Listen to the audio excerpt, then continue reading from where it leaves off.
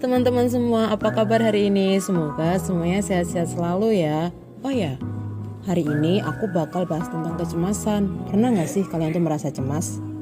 Apalagi di umur yang menginjak dewasa ini, pasti banyak dong kecemasan yang kalian pikirin. Nah, kali ini aku bakal bahas tentang kecemasan, tingkatan kecemasan, dan cara mengatasinya. Yuk simak videonya sama-sama.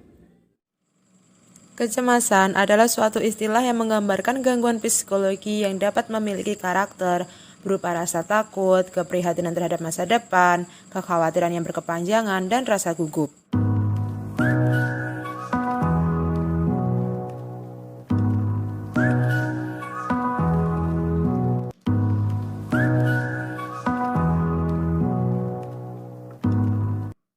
Faktor kecemasan dapat dipengaruhi dari lingkungan seperti trauma masa kecil yang berupa kekerasan rumah tangga dan kehilangan orang tua.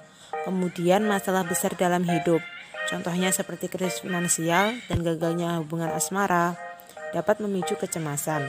Gejala-gejala kecemasan juga dapat disebabkan oleh gangguan sistematik seperti hipertiroidisme, masalah endokrin, gula darah yang rendah, kekurangan kalsium, dan penyakit jantung. Kecemasan atau mudah cemas bukan disebabkan oleh lemahnya kepribadian seseorang atau pendidikan yang buruk.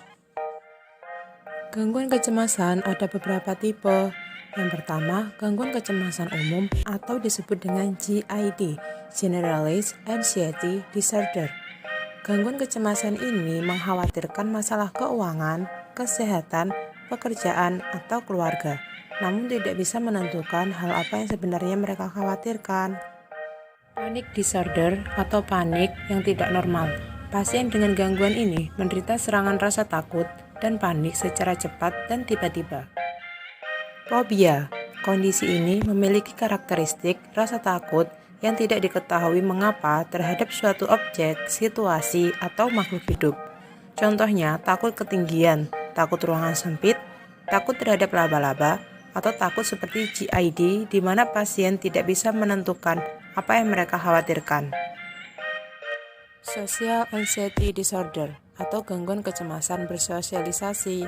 Biasanya, fobia ini merupakan gangguan sosial pada pasien yang berada dalam situasi bersosialisasi.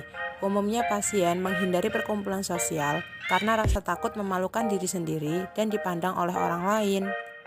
OCD, Obsessive Compulsive Disorder, atau gangguan perilaku obsesif. Contohnya beberapa pasien begitu terobsesi dengan tangan yang bersih, sehingga mereka akan selalu mencuci tangan pada setiap jam, atau melihat tangan orang lain kotor, mereka akan merasa gelisah. Post-Traumatic Stress Disorder atau PTSD.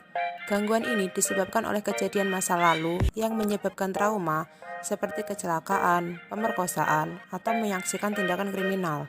PTSD sering menyebabkan perubahan perilaku dan sikap dengan harapan dapat menghindari dari penyebab trauma.